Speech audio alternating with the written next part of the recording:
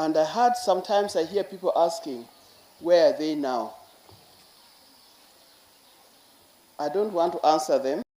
Okay, karibu mtazamaji, na popote ulipo, upo mahali panapofaa na panapostahiki. Njoo ili ukaweze kupata mengi kutoka kwa MIKEANN'S reaction. So guys, kitu ambacho mimi nataka niseme ni kwamba mdomo uliponza kichwa. Kwa hakika jinsi mwimbaji wa nyimbo za Injili aliimba wimbo. Kwa maneno ambayo John Mbadi alizungumza, huenda naweza sema kwamba alizungumza tu without knowing yana uzito upi ama yataleta shida ipi baina yake na familia ya mwenda zake Raila Odinga.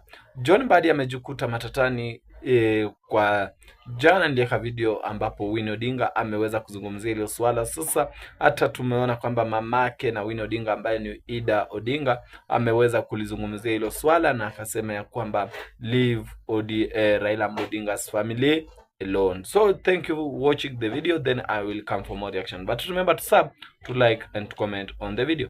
But I will just remind them of what some scholars had said in history. In the book of Shakespeare, it says a very obvious thing, that no life lives forever, and a dead man rises up never. And that's how we all know that. But at the same time, in Professor Mbadi's book of the African religion studies, he says that so long as people are remembering you, so long as, even if you're dead, people are mentioning your name, he talks of the living dead. And when he talks of the living dead, I think he's talking about Raila, talking about Jaramogi, talking about those great people who are left us physically, but their spirit is here with us. Raila died some 7 months ago, but still it feels like it just passed yesterday. Therefore, when we see you here, you are reminding us of very fond memories. I, in particular, I knew the man for more than half a century. That's not a short time. But we still hear every day. There's no particular day I'll sit on to listen to the news without hearing his name being mentioned. Every day, doesn't matter what time of the day. Physically, they are gone. And sometimes I hear people asking, where are they now? I don't want to answer them, but I will just remind them of what some scholars had said in history. In the book of Shakespeare, it says a very obvious thing, that no life lives forever, and a dead man rises up never. And that's how we all know that. But at the same time, in Professor Mbadi's book of the African religion studies, he says that so long as people are remembering you, so long as, even if you're dead, people are mentioning your name, he talks of the living dead. And when he talks of the living dead, I think he's talking about Raila, talking about Jaramogi, talking about those great people who are left us physically, but their spirit is here with us. Those are the living dead. So long as people remember you and mention your name, their spirit is with us. So we are not worried. And sometimes, I would say, sometimes politicians get very excited because they think he's gone and there for nothing. We learn from them. There's history that they've left behind. They are the living dead. We make it clear that the memorandum we have signed today does not define the formation of a political coalition between ODM and UDA. However, its successful implementation could inform the basis of steps toward the establishment of a broadly constitutive and progressive formation for a stable country in future. For me, I don't want to say much. You are told not to say one term or two term. But I want to make it a bit clear here that for me, I am not also in one term or two term. I am in what you call term Raila ODINGA. And that's what people don't understand. Raila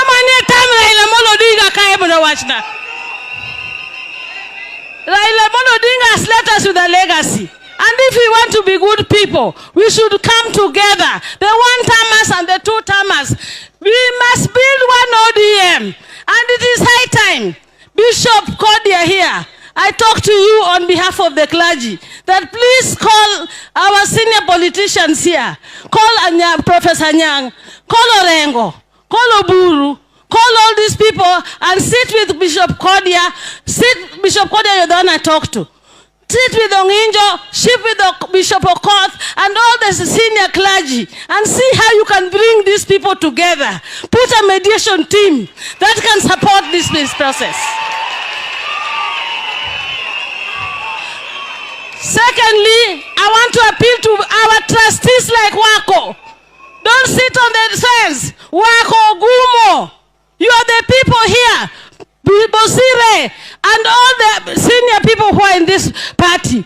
Come out, sit together with this clergy and let us see how we can bring back this party. We can go nowhere with these two factions. That is the truth of the matter.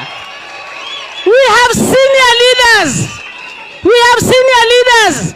Torome, uko wapi? Lokopir, uko wapi? Mumingaru, don't sit on the fence. You are friends of Raila.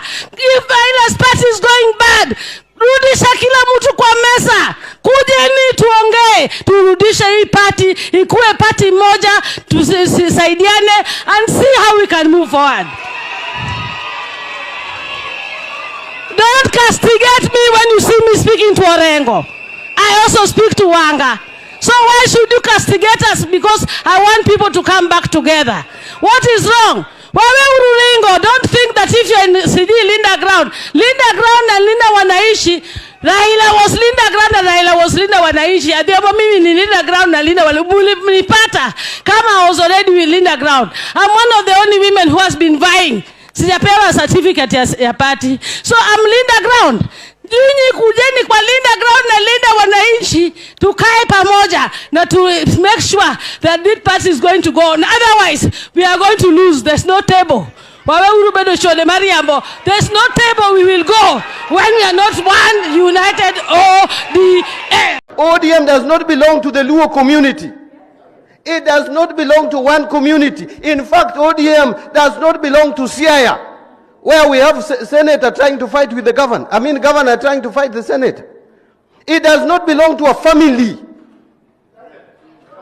You know, we have a party where someone, because she is sister of a party leader, she thinks she can also order us around. You cannot. We have supported this party. I know Baba has been a very solid leader.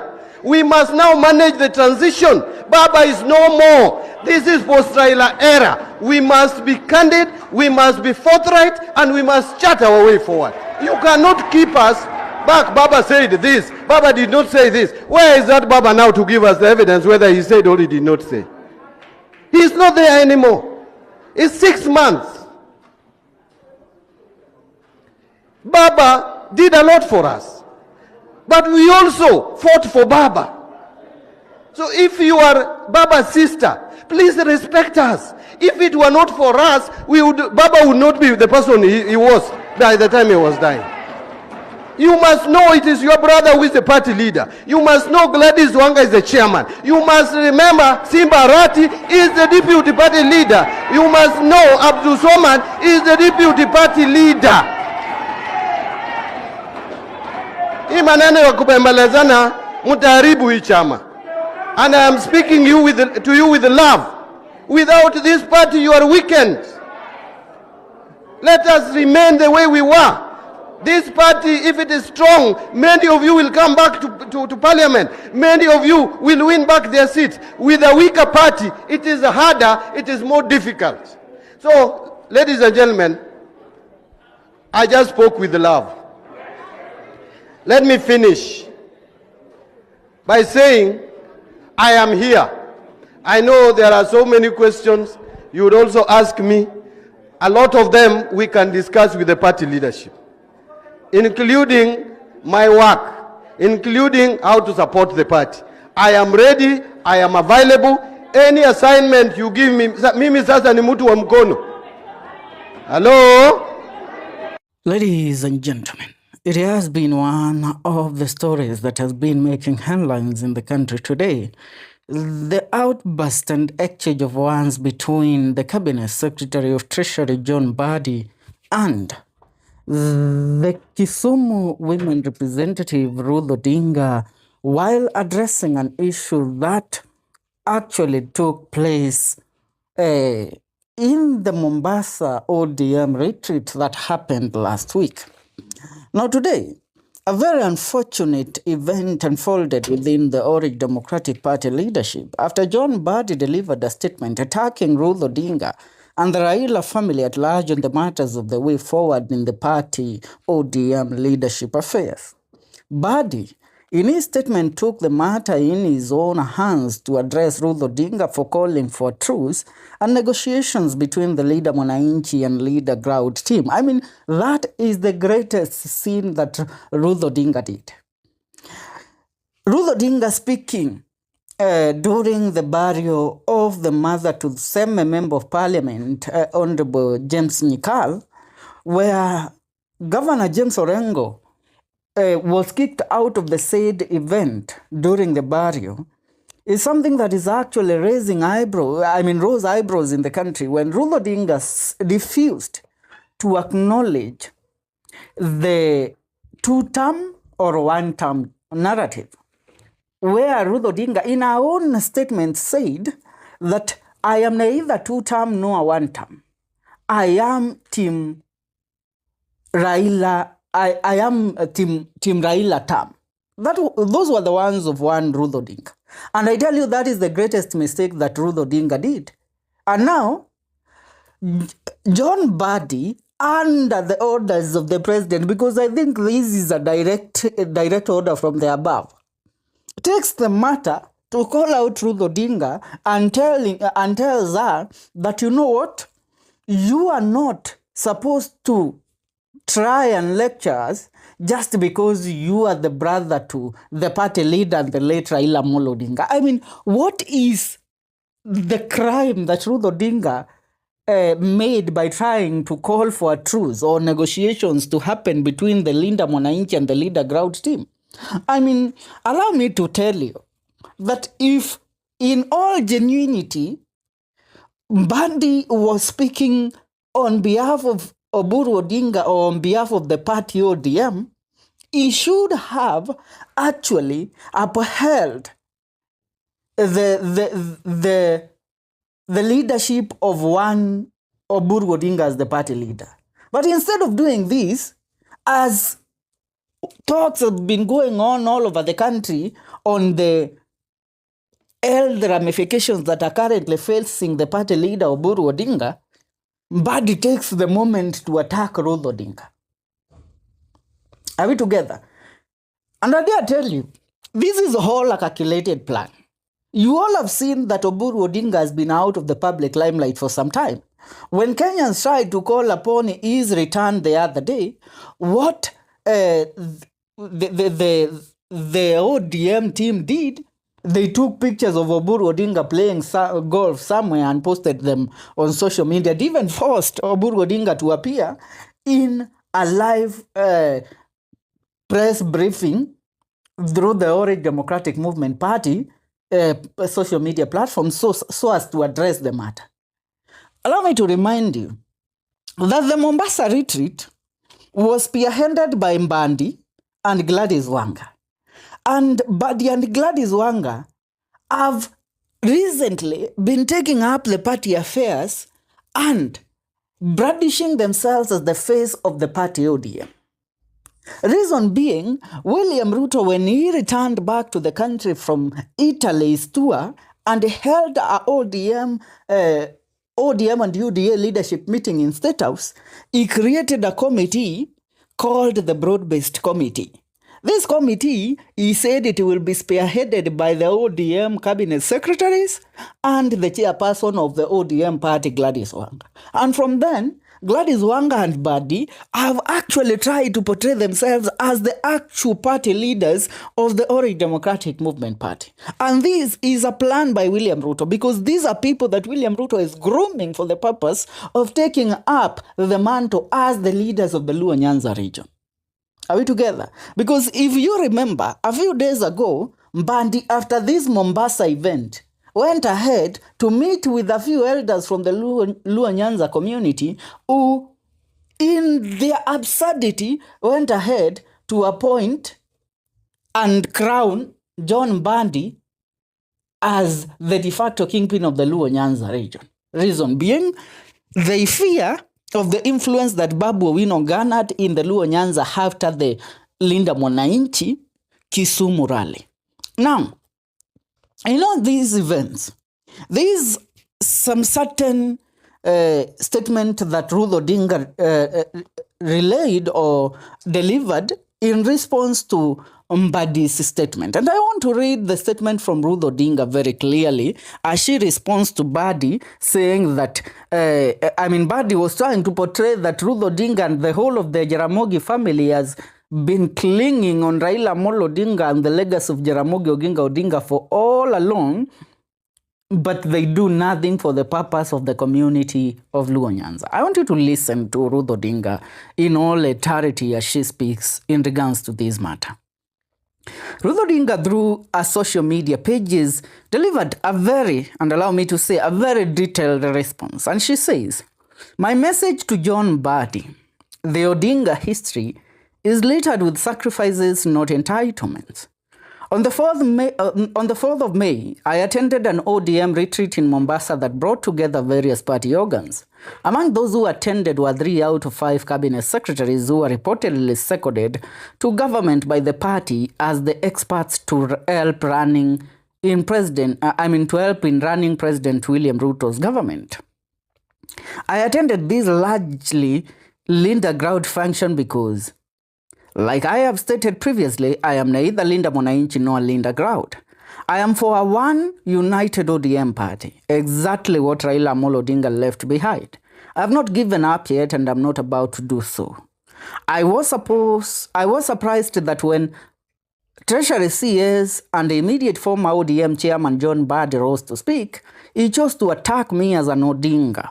He said, ODM party does not belong to the Odingas, that it is not a family property and therefore nobody should feel entitled because they carry the Odinga name. He stated further that Raila Odinga was already dead and buried, and even if he was to be alive, he wouldn't do much because he, Mbadi and others have heavily invested in the party ODM. I said this was a personal attack because I looked around and I was the only Odinga in the room. My brother, the party leader, Dr. Oburu Oginga, did not attend the 3-day retreat. Let me at the onset, for the avoidance of doubt, deal with a preliminary issue of the able leadership of Dr. Oginga. I have enormous respect and admiration for my eldest brother, Dr. Oburu Oginga. I have known him all my childhood, almost like a father. I stayed with him as a child and I know him very well. As a man of integrity who shares most of the political philosophy and ideology of our father Jaramogi and Raila Odinga. But because he is very trusting and caring, some known persons in the party are exploiting these positive traits for their selfish ends. And I want you to take that into consideration. What Ruth Odinga says here in this paragraph. She says, I know my brother very well as a man of integrity who shares most of the political philosophy and ideology of our father Jaramogi and Raila Odinga. But because he is very trusting, take those ones into consideration, trusting and caring, some known persons in the party are exploiting these positive traits for their selfish ends. Ladies and gentlemen, since Oburu Odinga disappeared from the public limelight, Mbadi and Gladys Wanga have been brandishing themselves the replacement or the possible party, the ODM party leaders. Why?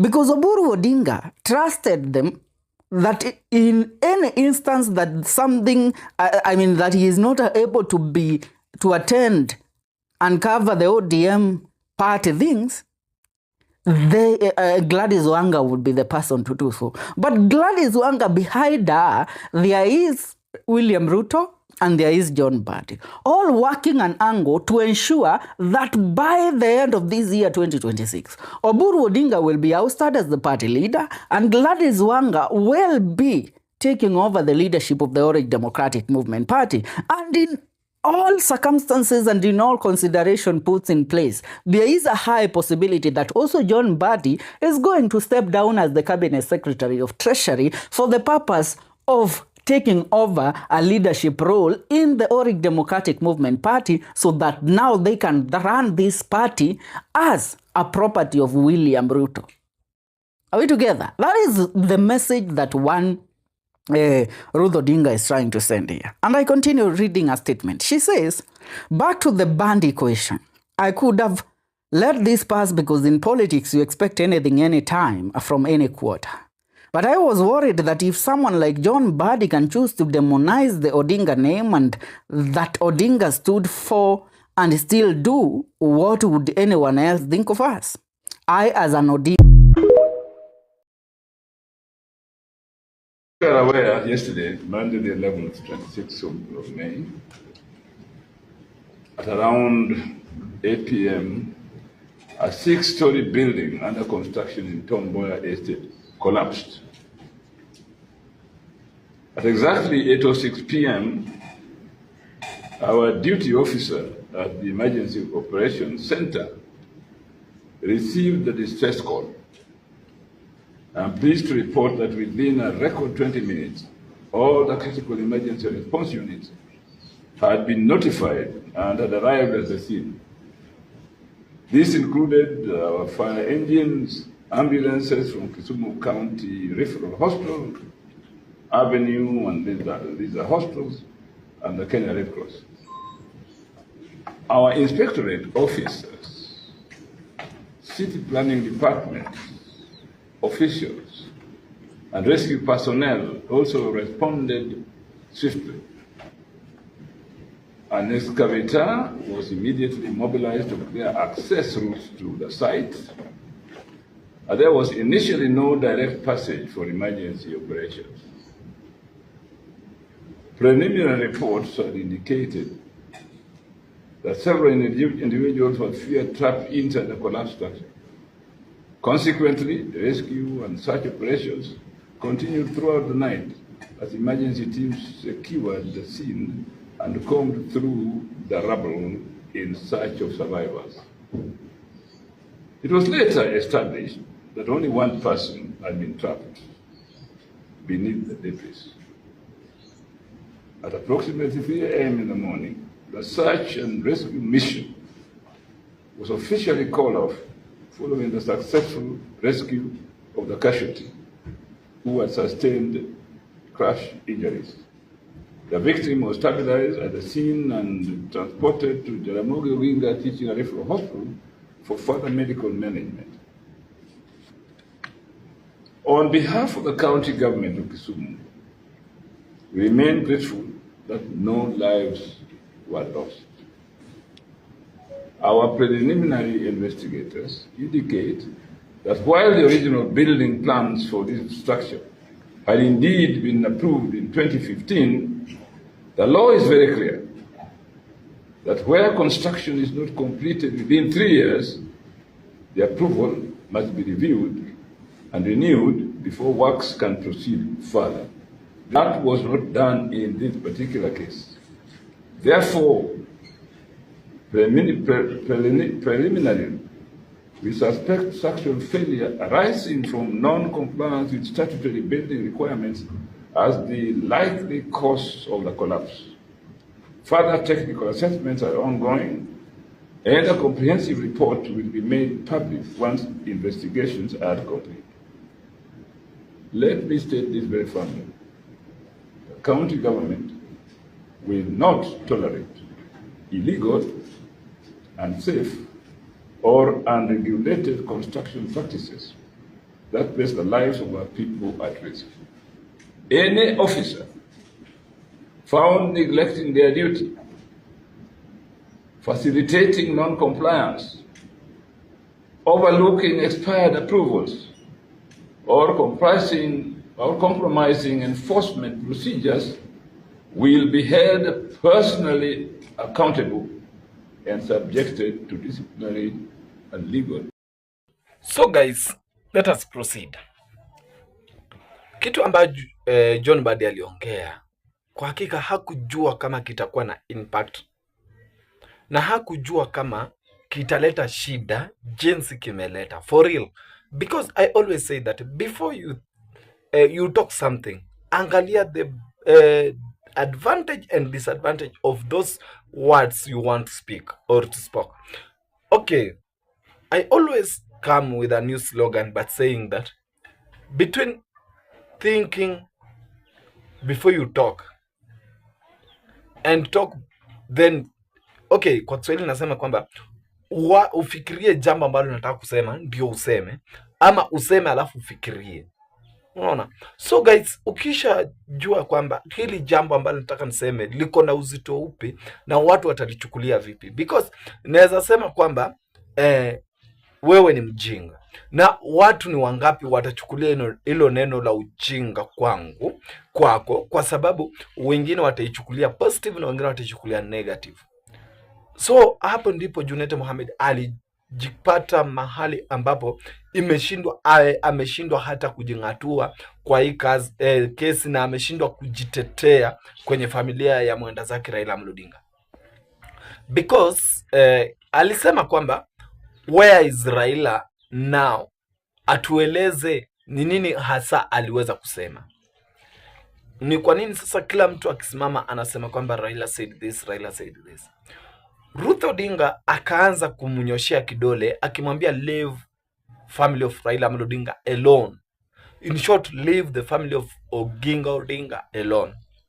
Tukidhani mambo imeishia hapo, Kisii kule pia Winnie Odinga alimuongelesha, akamuonya kuweza kuzungumzia familia ya Raila Odinga vitu visivyofaa. So hata leo Ida Odinga, mke wa mwenda zake Raila Odinga, ameweza kulizungumza ile swala na akasema kwamba I hear some people are saying were asking where is Raila Odinga, where is Raila Odinga.